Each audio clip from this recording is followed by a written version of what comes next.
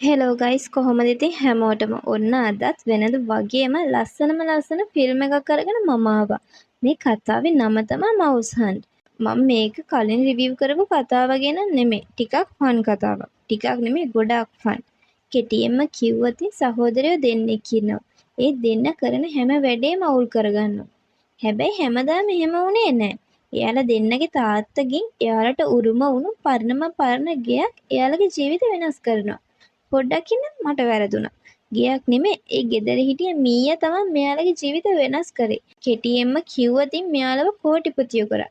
ඉතින් තවත් කතා නැතුව අපි කෙලින්ම යමු වීඩියෝ එකට.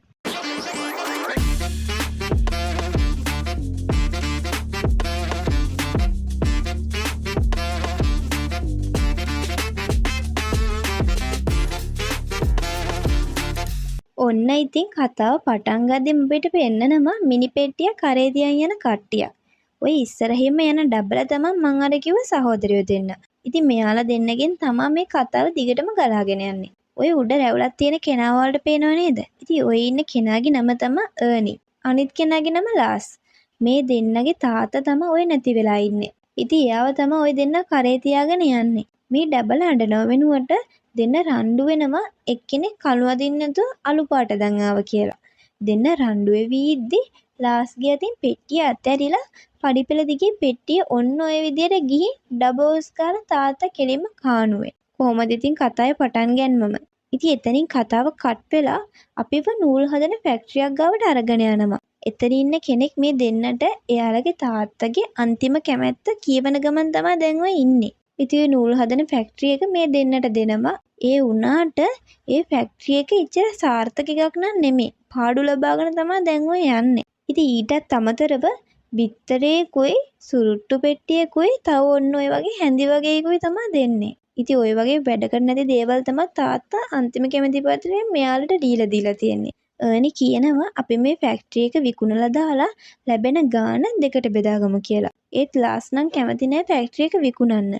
අර්නි එතන ඉන්න කෙනාට කියනවා ඉඩමක් වගේ නැද්ද කියලා. ඉතින් ෆයිල් වගේක් ඇදලා ඒ කෙනා කියනවා පරණ ගෙයක් නම් තියෙනවා ඔයාලේ තාත්තට උගස් කරපු කියලා.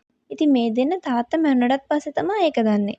ඉතින් පරණ ගේකුයි බංකොලොත් වෙච්ච ෆැක්ටරි එකකුයි විතරයිනේ තාත්තා අපිට දීලා තියෙන්නේ. මං යන්න මට නගරාධිපතිට කැම වෙලක් හදන්න තියෙනවා කියලා අර්නි එතනින් යනවා. ඉන්නකො මම මේකත් තියාගන්නම් කියලා සුරුට්ටු පෙට්ටිය විතරයි අර්නි අරන් යන්නේ. අනිත් ඔක්කොම ලාස්ට් තියාගන්න කියනවා. ඉතින් එතනින් කතාව කට් වෙලා අර්නිගේ අවන්හලට අපි වරගෙන යනවා.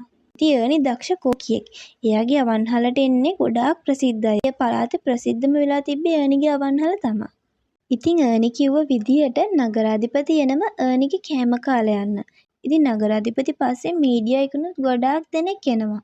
ඉතින් අර්නි එයාලව හොඳට පිළි අරගෙන කෑම හදන ගමන් ඉද්දි තාත්තගෙන් ගත්ත සුරුට්ටු පෙට්ටිය අරගෙන කැරපොත්තෙක් වගේ සතෙක් අර කෑම එකට එනවා අපිට පෙන්නනවා.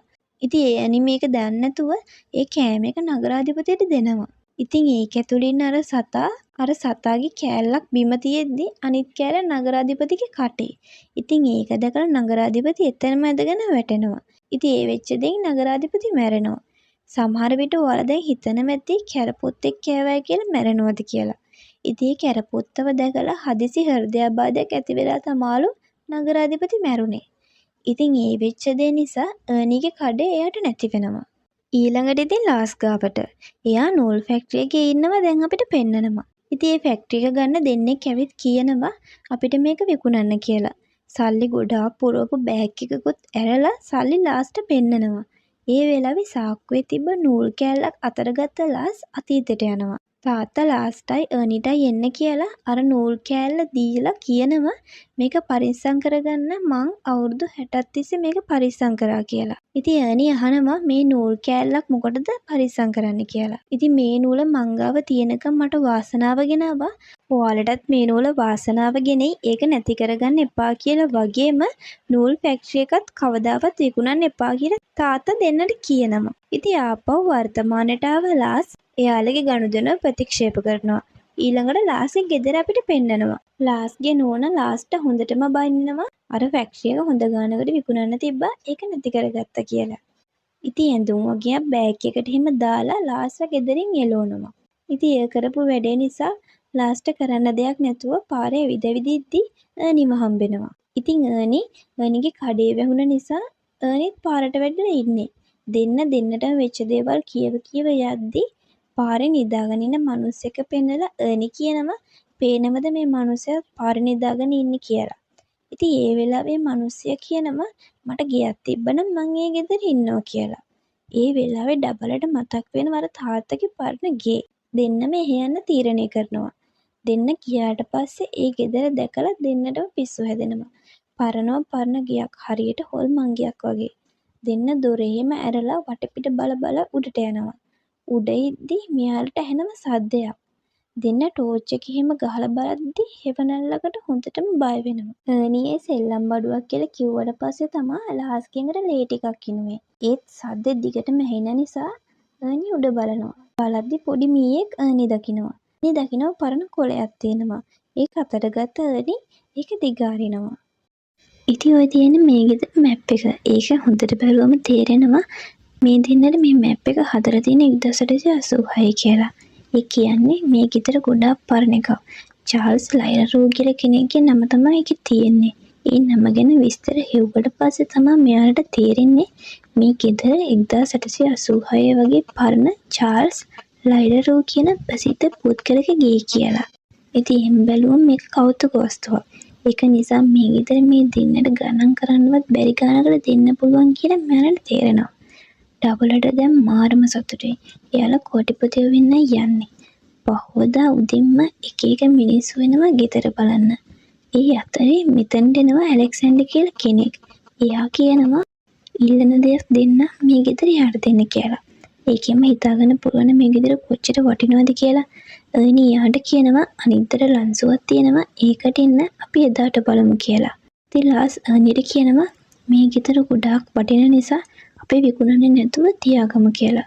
ඒත් අර්නි නම් කියන්නේ අපි මේක ලන්සු කරලා විකුණලා ලැබෙන ගාණ දෙකට බෙදාගමු කියලා. දෙකට බෙදාගෙන කෝටිපතියෝ වගේ එමු කියලා. අන්තිමට ලාසුත් ගෙදර විකුණන වැඩේට කැමති වෙනවා. ඊළඟට දෙන්න වෙරළු ගෙඩි වගේක් අයින්න අපිට පෙන්නනවා. ඉතින් අර්නිගේ අතින් වෙරළු ගෙඩියක් බිම වැටෙනවා. අර වහල් උඩ හිටිය මීයා ඇවිත් ඒක අරගෙන ගුල ඇතුළට රිංගන අපිට පෙන්නනවා.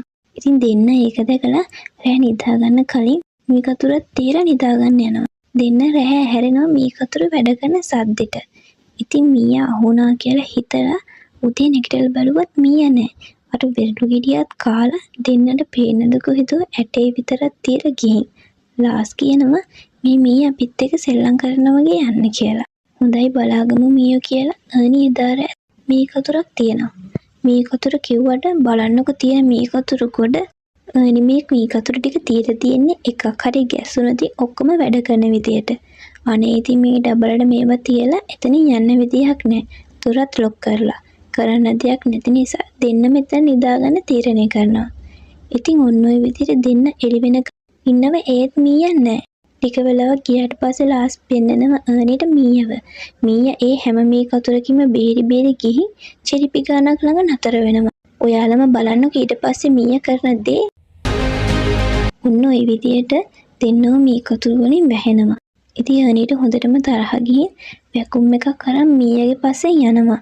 මීයා රිංගපු ගුලට ওই විදිහට දාලා තියෙනවා. ඉතින් මීයා එතන තිබ්බ බටයක් එහෙම අල්ලගෙන බොහොම මාරුවෙන් එල්ලලා ඉන්නවා. ඒ ඇස්සේ අර වැකුම් එක යනවා එතන තිබ්බ බටේ ඇතුළට. ඉතින් ඒ බටේ තිබ්බ මඩ ඔක්කොම වැකුම් එක ඇතුලේ එකතු වෙලා අන්තිමට පුපුරලා යනවා. ඉතින් දෙන්නම් මඩ වලින් නෑ වෙනවා. ඉතින් මීයා ඉතින් ඒක දිහා හොඳට බලාගෙන ඉන්නවා. එතනින් කට් වෙලා දෙන්න සත්තු ඉන්න තැනක ඉන්න අපිට පෙනෙනවා. එතන ඉන්න කෙනාට කියනවා ඔයාලඟ ඉන්න දරුණුම පූස අපිට දෙන්න කියලා. එයා පෙට්ටියක් ඇතුලේ ඉන්න පූසෙක් අරන් එනවා. දෙන්න ඉතින් ඒ පූස හොඳයි කියලා පූසව අරන් ගෙදර ගිහින් ඒ පූසව යවනවා. ඒ පූස ඉතින් ගොඩාක් දරුණුයි වගේ. ඒ මීයා පව් කියලා දෙන්න කින්ඩියට වගේ hina වෙලා යනවා. ඉතින් මේ පූස කොච්චර දරුණුනත් මීයව අල්ලගන්න වෙන්නේ නැහැ. මොකද මීයා ගොඩාක් බුද්ධිමත්. බලන්නකෝ ඔයාලම වෙනවා.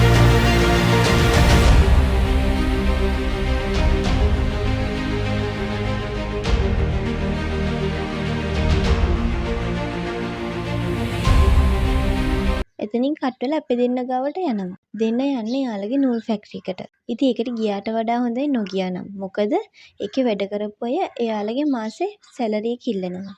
දෙන්නට දැන් ඒක දී ගන්නවත් 7-5ක්වත් අතේ නැහැ. මොකද දැන් එයාලා ඉන්නේ ගෙදර තව ටැක්ස් එකක් තියෙනවා ගෙවන්න. ඒක ගෙවන්න 12000ක් ඕනේ. ඒකට සල්ලි හොයලා ඒක ගෙවන්න ඕනේ ඔක්කොටම කලින්. නැත්තම් එයාලගේ වටිනා ගෙදර වෙන්දේසි කරලා විකුණන්න වෙන්නේ නැහැ. මේ වැඩ කරන අයගේ කරදරෙන් බේරෙන්න බැරි නිසා දෙන්න ජනේලෙන් පැනලා කාර් එකට නැගලා ගෙදර යනවා.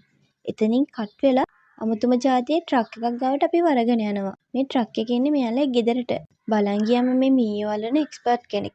මෙයාට ගේ ඇතුළට ගිය ගාම්ම මීයාගේ සුවඳ දැනෙනවා. එයා වටපිටාව චෙක් කරලා මීයාගේ දිග පළලොස ඔක්කොම කියනවා. බලන් ගියා මෙයා මාර වැඩෙක් වගේ නේද? එයාට ඒක බලා ගන්න කියලා දෙන්න යනවා ෆැක්ටරි එකට. ඒ යනකොටත් අර වැඩ කරපු කට්ටිය බෝඩ් අල්ලගෙන ඉන්නේ. අර්නි ලාස්ට් ෆැක්ටරි එකට යවලා එයා එන්නම් කියලා එයා වාහනේට නැගලා යනවා. දැන් ෆැක්ටරි එකේ කවුරුත් වැඩ කරන්නේ නැති නිසා ලාස් ලොකු නූලක් එහෙම දාලා මැෂින් එක ස්ටාර්ට් කරනවා. නූල් කෑල්ලක් එල්ලි තිබිලා ලාස් ඒක සෙට් කරනවා මැෂින් එකට. බලන් ගියාම එයාගේම ටී-ෂර්ට් එකේ තිබ්බ නූල් කෑල්ලක් තමයි දාලා තියෙන්නේ. බලන්නකෝ දැන් ලාස්ට වෙන දේ.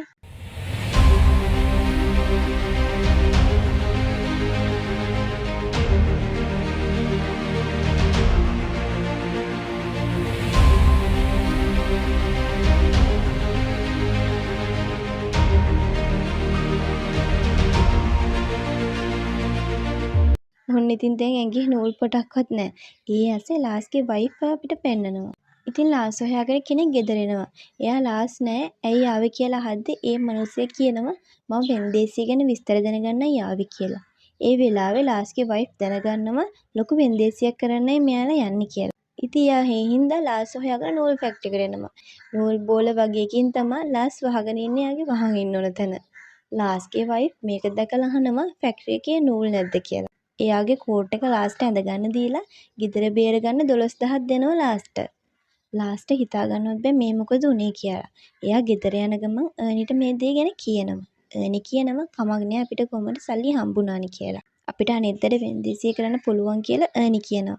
එතනින් කට් වෙලා අර මීයෝ අල්ලන කෙනාම අපිට පෙන්නනවා.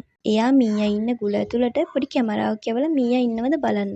මං කලින් කිව්වා වගේ මීයට හොඳට මොලේ තියෙනවා. බලන්නකො මීයා කරන දේ. මීයාගේ කැමරාව ඇතුලේ තියෙන කේබල් එක අරන් ගිහින් ගේ මිනිස්සුගේ ට්‍රක් එකේ සෙට් කරනවා. ඉතින් ඒ අය වයර් එක ඇද්දත් එන්නේ නැහැ. ජනලෙන් බලද්දි දකිනවා මීයාගේ ට්‍රක් එකේ ඉන්නවා. මීයා ඔන්න ඔය විදියට ඒ රෝද ක්‍රියාත්මක කරනවා. ඉතින් ඒ ලනුව ඇදන් අර මීයෝ අල්ලන කෙනත් එක්කම ওই විදියට ඇදිලා එනවා. මීයා අන්තිමට එයාගේ මූණේ බෙට්ටකුත් දාලා හැම ගේ ඇතුළට යනවා. කොහොමද මීයාගේ වැඩ? ඒ අතරතුර දෙන්නත් එනවා ගෙදර. අර මිනිස්සයාට 100ක්වත් නැහැ. අර්නි ලාසුයි දැන් බය වෙලා ඉන්නේ. දෙන්න දකිනවා මීයව.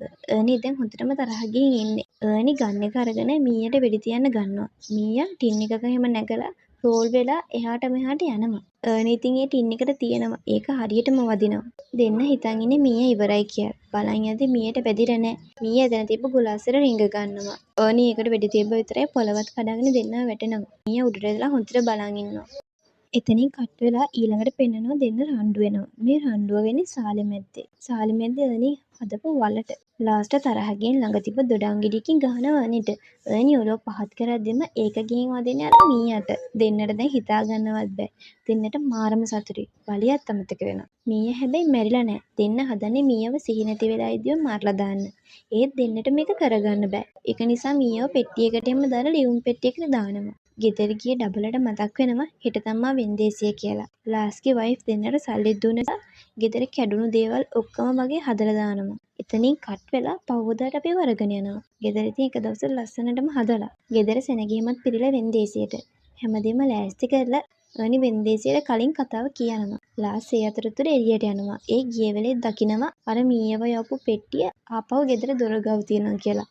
ඒ වගේම මේ පෙට්ටිය අයනකින් සිදුරකුත් තියෙනවා. ඒකෙන් අපිට ඉතින් හිතා ගන්න පුළුවන් මීයා පෙට්ටිය කඩාගෙන ගේ ඇතුළට ඇවිත් කියලා. මේ පෙට්ටිය ගෙදරට ආවේ කොහොමද කියලා ඔයාලා සමහර විට හිතනවා ඇති. ඒකට හේතුව මේ පෙට්ටිය යවුවට යවන්න ඕන තැනක් තිබ්බේ නෑනේ. ඒක නිසා ඒක අය රිටර්න් කරලා. ඉතින් මේ දේ ලාස් අර්නිට කියන්න ඇතුළට යනවා. යද්දි ඉතින් අර්නි කතාව කියන්න පටන් අරන්. ලාස් අර්නිට එක එක විදියට කියන්න උත්සාහ කරන මීයා ඇවිත් කියලා. අර්නිට ඒකක්වත් තේරෙන්නේ නෑ. අර්නි දකිනවා මීයා එයා ඉන්න තැන ඉන්නේ කියලා.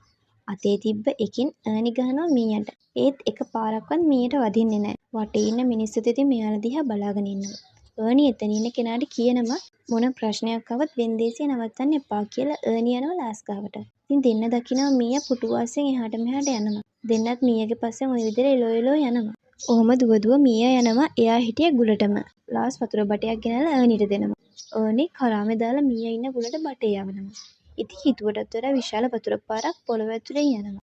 දෙන්න ඉතින් ආයේ ලන්සුව තියෙන තැනට යනවා. ඉතින් මිලියන 25ක් වගේ මුදලකට ලන්සුව යන ගමන් ඉන්නේ. දෙන්නට ඉතින් දැන් ගොඩාක් සතුටුයි. ටික වෙලාවක් යද්දි දකින්න පිටිපස්සෙන් වතුර වගේක් එනවා කියලා. ඉතින් ඒක පාරටම විශාල වතුර පාරක් එනවා. ඉතින් මේ වතුර පාරේ සැරට කට්ටියම ගෙදරින් එළියට විසික් වෙලා යනවා. ඈනි කියනවා කවුරුත් යන්න එපා ලන්සුව තාම ඉවර නෑ කියලා. ඒත් එක පාරටම ගෙදර කඩාගෙන වැටෙනවා. ඉතින් දැන් ගිහෙකුත් නැති නිසා කට්ටියටම යන්න වෙනවා. දෙන්න ඉතින් දුකින් ඉතින් දකින්නවා එයාලේ තාත්තා දුන්න නූල. ඒකත් අතට අරගෙන දෙන්න ඉතින් වාහනේටත් නැගලා වාහනේ යන නූල් ෆැක්ටරි එකට. හැබැයි ඉතින් මෙයාලත් එක්ක අර මීයත් යනවා. ෆැක්ටරි එකට ගිහින් එතන නිදා ගන්නවා. එළි වෙද්දි දකින්නවා ෆැක්ටරි එකේ මැෂින් ඔක්කොම වැඩ කියලා. දෙන්න මේ මොකද වෙන්නේ කියලා බලද්දි නූල් බෝල වගේක් හැදිලෙනවා. හැබැයි මේ නිකම්ම නූල් නෙමෙයි. මේ නූල් හැදිලෙන්නේ චීස් වලින්. ඉතින් මේ වැඩේ කරලා තියෙන්නේ වෙන කවුරුත් නෙමෙයි අර මීයා. ඉතින් එතනින් කතාව කට් වෙලා ටික කාලයකට පස්සේ අපිට පෙන්නනවා. දැන් කලින් වගේ නම් නෙමෙයි. දෙන්න ගොඩාක් දියුණු වෙලා. සේවකයෝ ගොඩක් එහෙම දාලා වැඩ පටන් අරගෙන. ඉතින් මෙතන වෙන්නේ එක එක වර්ගයේ චීස් හදන එක. ඒවා හදන්නේ නූල් වලින්. හොඳම වැඩේ තමයි මේ හදන හැම චීස් එකකින්ම රස බලන්නේ අර මීයා. ඉතින් අනිත් ඉස්සර හොඳ කෝකියෙක්නේ. එයා තමයි මේ චීස් හදන්නේ. ලාසුත් ඉතින් ඒ දෙනාට හැම වැඩටම උදව් කරනවා. ඉතින් ඔන්න ඔය විදිහට මේ කතාව ඉවර වෙලා යනවා. මට හිතෙන විදිහට මේ මීයා ලාස්ගේ ඈනිගේ තාත්තා කියලා තමයි හිතෙන්නේ. ඉතින් ඔයාලත් හිතන දේ පල්ලෙහෙන් කමෙන්ට් කරන් යන්න අමතක කරන්න එපා. ඒ වගේම මේ වගේ වීඩියෝස් බලන්න ඕන නම් අපිව සබ්ස්ක්‍රයිබ් කරලා යන්න. ඒ වගේම මේ වීඩියෝ එක ලයික් එකකුත් දාන්න අමතක කරන්න එපා. තවත් මේ වගේ ලස්සන කතාකින් අපි ඉක්මනට හමු වෙමු.